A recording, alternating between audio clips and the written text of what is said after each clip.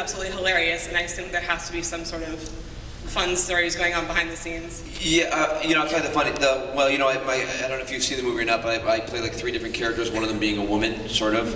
Yeah. Not a very attractive one, but I'm in drag. And David and I, it was pouring rain in Vancouver, very similar to Seattle weather, and we're out in the mud, and David, there's a scene where David has jumped out the window, and my character, the female detective, is standing above him and catch him, but David's naked, lying on the mud, and he has soap suds on his bum.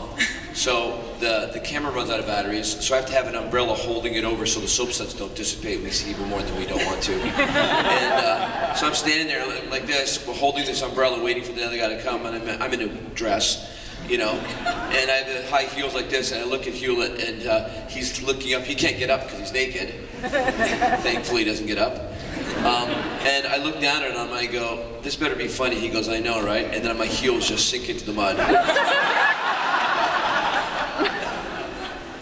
happened. Thank you so much. You're one of my favorite characters on Stargate. Thank you so much for being here.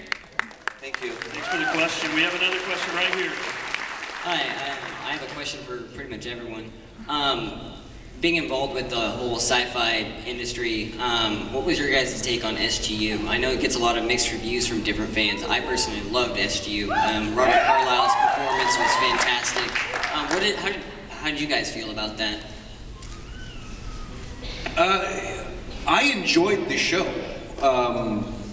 The problem was, this is kind of, I guess it's part and parcel with how people felt about it.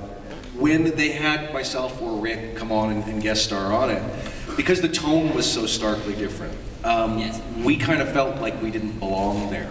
I remember one time, like for example, there's one scene that Rick and I appeared together in his office at one point in one of the episodes in the latter part of the first season, and of course Rick and I get up to our shenanigans, making up our own lines and blah blah blah blah blah, and going our way through the scene. And I remember Louis was quite enjoying. Louis Ferrer is quite a gregarious, fun chap, but he was sort of going, "I feel like I'm just guest starring on your guys' show or something, man."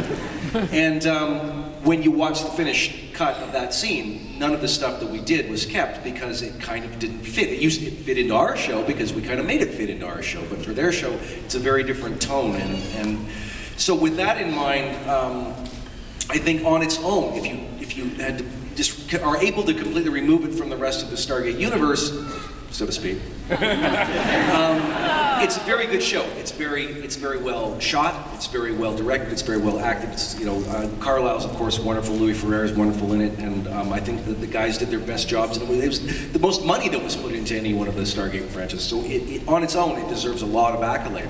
The problem was, for our audience, I don't think that it fit what they were expecting or what they'd come to sort of embrace about the show, and I think a lot of people felt on some level that it was a rip-off of Battlestar Galactica. That was their tone. What are you doing? This is not my Stargate kind of deal. So it's, I enjoyed it, and I enjoyed being on it. I enjoyed the people. I think it deserves a separate category of mention. So, but I understand people's feelings coming from it. Just wasn't the same tone as the rest of the shows.